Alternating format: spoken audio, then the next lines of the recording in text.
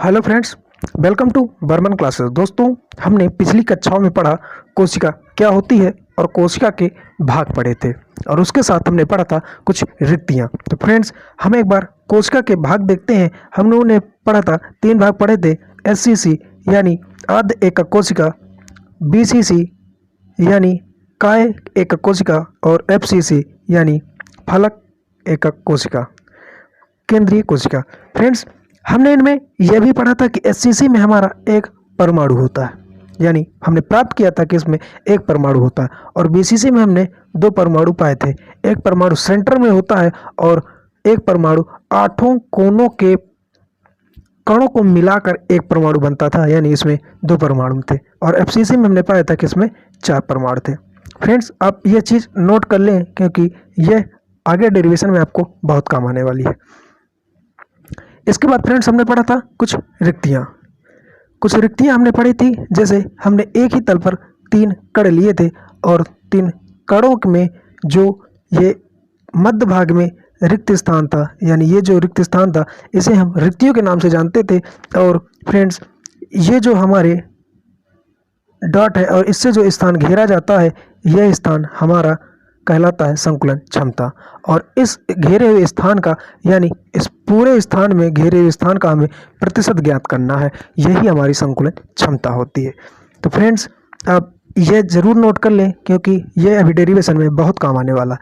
Friends, संकुलन क्षमता की अगर आप डिफिनीशन लिखना चाहें तो कुछ इस प्रकार लिख सकते हैं। एकक कोशिका द्वारा ग्रहण किए गए स्थान को संकुलन क्षमता कहते हैं। फ्रेंड्स, फिर से सुने, एकक कोशिका द्वारा ग्रहण किए गए स्थान को संकुलन क्षमता यानी पैकिंग एफिशिएंसी के नाम से जानते हैं। फ्रेंड्स, आपने पढ़ा कि पैकिंग एफिशिएंसी होती क्या है। अब हम इसके डेरिवेशन में चलने से पहले थोड़ा सा इसे और समझते हैं। फ्रेंड्स, आपने समझा कि संकुलन क्षमता क्या होती है। अब हम डेरिवेशन में थोड़ा सा कुछ चीज़ों को और समझेंगे। फ्रेंड्स, जैसे हमने आपसे कहा कि आप 100 नंबर का कोई पेपर देने गए और उसमें से आपके 80 नंबर प्राप्त हुए।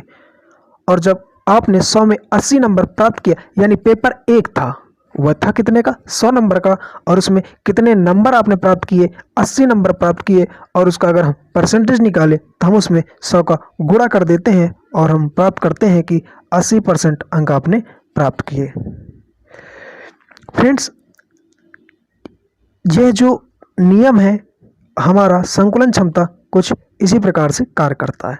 संकुलन क्षमता की वो देखते हैं, हम फार्मूला देखते हैं तो उसमें होता है कि अवयवी कणों का आयतन, अवयवी कणों का आयतन और एकक कोशिका का आयतन, यानी जो भी हम कार्य करेंगे वो एक कोशिका में ही करेंगे, इसलिए हम नीचे हमेशा एकक कोशिका का आयतन रखेंगे। और परसेंटेज निकालने के लिए गुणे 100। फ्रेंड्स, हम किसी भी प्रकार का डेरिवेशन इसमें करेंगे तो हमेशा हमारे, अब फ्रेंड्स जैसे एक बार आप इसको देखें कि ये जो हमारा अवयवी कणों का आयतन होता है, इसमें 2 चीज़ें शामिल होती हैं। एक तो होता है फ्रेंड्स अवयवी कण होते हैं, यानी अवयवी कणों की संख्या क्या है। और एक होता है एक गोले का आयतन, यानी जो एक गोला होगा, एक जो कण होगा उसका आयतन। और बटे में हमारा यही एकक कोशिका और गुणे 100 ही होंगे। तो फ्रेंड्स, मैं आपको एक बार डेरिवेशन वो दिखाता हूँ, इसका फार्मूला, तब आप थोड़ा सा आसानी से समझ पाएंगे। फ्रेंड्स, जैसे यहाँ पर मैंने लिखा हुआ कि एक घनी एक कक्षल की संकुलन क्षमता, यानी एक गोले का आयतन गुणे गोले की संख्या और एकक सेल का आयतन। जैसे मैंने बताया कि 100 नंबर का पेपर देने गए आप, उसमें आपने 80 अंक प्राप्त किए और गुणे 100 का जब आपने भाग किया तो आपने प्राप्त किया कि उसमें 80% आपके अंक आए। तो फ्रेंड्स, संकुलन क्षमता का फार्मूला इसी प्रकार से काम करता है जैसे ये हमारा नंबर वाला फार्मूला काम करता है। फ्रेंड्स, अब गोले के आयतन की जब भी बात आएगी तो हम हमेशा गोले का आयतन फिक्स होता है, जो होता है friends 4/3 pi R cube. Friends, यह गोले का आयतन है और यह फिक्स होता है, आप इसको भी नोट कर ले। फिर इसके बाद फ्रेंड्स आती है गोलों की संख्या की बात। तो मैंने आपको बताया था कि SCC, BCC और FCC यानी अर्ध एकक कोशिका और फलक एकक कोशिका, काय एकक कोशिका में परमाणु कितने होते हैं और कैसे कार्य करते हैं। तो हमने पाया था कि SCC में हमारा 1 परमाणु कार्य करता है और BCC में 2 परमाणु, FCC में 4 परमाणु। तो फ्रेंड्स जब भी गोलों की संख्या की बात आएगी तो अगर हम SCC में डेरिवेशन कर रहे होंगे तो हम गोलों की संख्या 1 रखेंगे, और BCC में जब हम डेरिवेशन करेंगे तो गोले की संख्या हम 2 रखेंगे, और जब FCC में हम डेरिवेशन करेंगे तो गोलों की संख्या 4 रखेंगे। फ्रेंड्स ये हो गया हमारा एक गोले का आयतन और यह हो गए हमारे कणों की संख्या। तो फ्रेंड्स आप इन चीज़ों को नोट कर लें ताकि समझने में आगे और आसानी हो जाए। फ्रेंड्स जब हमारा ये फार्मूला हो गया तब हम चलते हैं फिगर की ओर। फ्रेंड्स एकक कोशिका तो आप जानते ही हैं, एक घनी एकक सेल में एक घनी सेल क्या होता है, यानी एक यूनिट में सेल में घन के 8 कोनों पर जो 8 परमाणु होते हैं वह यूनिट सेल से एक परमाणु बनाते हैं, यानी वह एक परमाणु की बनी होती है। यानी जैसे हम इस फिगर से पूरा डेरिवेशन करने का प्रयास करेंगे, जैसे हमने इसमें देखा कि यह फिगर है, तो जो इसमें ये लाइन है, यानी ये लाइन है या कोई भी लाइन लें तो ये हमारी कोर होती है, और कोर हम ऐसे डिनोट करेंगे फ्रेंड्स। और देखेंगे कि इस कोर में हमारी 2 कण हैं, एक कोर में 2 कण कार्य करते हैं, मतलब आधी इसकी त्रिज्या और आधी इसकी त्रिज्या।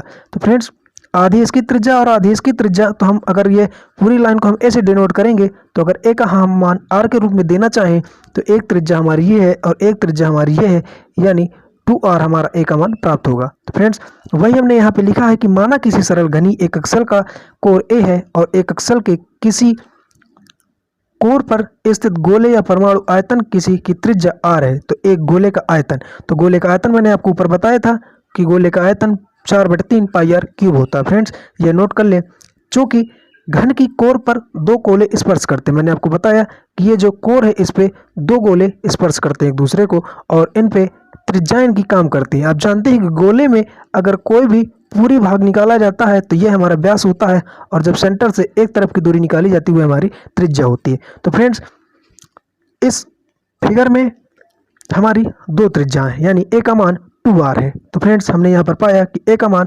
2r है। अब फ्रेंड्स अतः सरल घनी एकक सेल में सेल का आयतन, तो मैंने आपको बताया था कि जो नीचे वाला हमारा फार्मूला होता है एकक कोशिका का आयतन, तो एकक कोशिका यानी घनी कोशिका का जो आयतन होता है तो वह घन है, और घर का आयतन हमेशा a क्यूब होता है। तो फ्रेंड्स हमें फार्मूले में हमेशा a क्यूब को बदलना पड़ेगा और हमारा जो गोलों की संख्या होगी यह बदलेगी, और इसके अलावा हमारा कुछ नहीं बदलेगा। तो फ्रेंड्स हम a को निकालते हैं, कैसे निकालेंगे, तो a बराबर हमने पाया 2r। जब a बराबर हमारा 2r आ गया तब हम चलते हैं,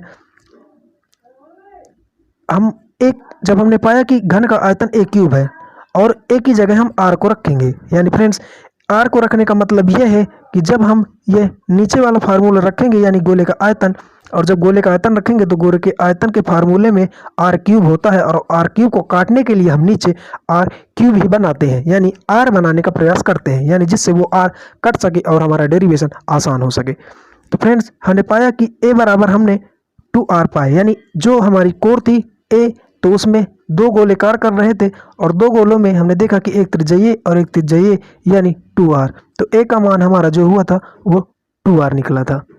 अब a का मान 2r निकला, तो जब हम घन का आयतन निकालेंगे तो यानी जब a को हम a का यानी जो एक घनी एकक सेल का आयतन होगा, यानी जब हम SCC में काम करेंगे तो SCC में हमारा आयतन होगा a क्यूब, और a क्यूब में जब हम a का मान रखेंगे तो a का मान रखेंगे हम 2r क्यूब, और जो 2 क्यूब r को हम सॉल्व करेंगे तो जब 2 का क्यूब करेंगे हम तो हमारा मान प्राप्त होगा 8, और हम r को लिखेंगे r स्क्वायर यानी r क्यूब। ठीक फ्रेंड्स, तो ये r स्क्वायर वो 8r क्यूब हो गया। अब फ्रेंड्स हम जानते हैं कि सरल घनी एकक सेल में एक परमाणु होता है, मैंने बताया भी था आपको कि SCC में एक परमाणु होता है, तो हमने वही लिख दिया है। फ्रेंड्स आप एक बार इस मेरे बोले हुए डेरिवेशन को समझें और एक बार इसे नोट जरूर करें जिससे आप आसानी से समझ सकें। फ्रेंड्स जब हमने निकाला कि जो हमारे सरल घनी यानी SCC का जो मान था a का, तो वह 8r क्यूब निकला, और जो इसमें परमाणु होता है वह एक होता है। तो यानी जो गोलों की संख्या होगी फ्रेंड्स, तो इस नीचे देखेंगे हम गोले की संख्या एक रखेंगे, हमने एक रख दी। और जो गोले का आयतन होता है 4/3 पाई आर क्यूब, तो वह हमने जो का त्यों रख दिया 4/3 पाई आर क्यूब। और जो हमने एक घनीय एक अक्सर का आयतन निकाला था यानी 8r क्यूब, यानी ए का जो मान निकाला था, तो नीचे फार्मूला ए क्यूब ही होता है और उसमें हमने जो मान निकाला था वह निकाला था हमने 8r क्यूब। यानी 8r क्यूब जब हम रखेंगे तो r से हम r क्यूब से r क्यूब को काट देंगे और हम इस 4 से इस 8 को 2 काटेंगे तो 2 आएगा और 2 का ऊपर गुणा करेंगे तो हमारा मान बनेगा पाई बटे 6 गुणे 100। तो फ्रेंड्स जब हम पाई का मान रखेंगे तो पाई का मान होता है 3.14 बटे 6 गुणे 100। तो जब हम इसको सॉल्व करेंगे तो हमारा प्राप्त होगा 52.4%। फ्रेंड्स आपने समझा कि अर्ध एकक कोशिका सरल घनीय एकक सेल में कैसे संकुलन क्षमता को निकालते हैं। फ्रेंड्स इसके अभी 2 भाग बचे हुए हैं, यानी काय एकक कोशिका और फलक केंद्रीय कोशिका यानी BCC और FCC। उनमें हम किस प्रकार परमाणुओं से कार्य करवाएंगे और किस प्रकार से उनकी संकुलन क्षमता हम ज्ञात करेंगे। तो वीडियो को देखने के लिए अगले लेक्चर का इंतजार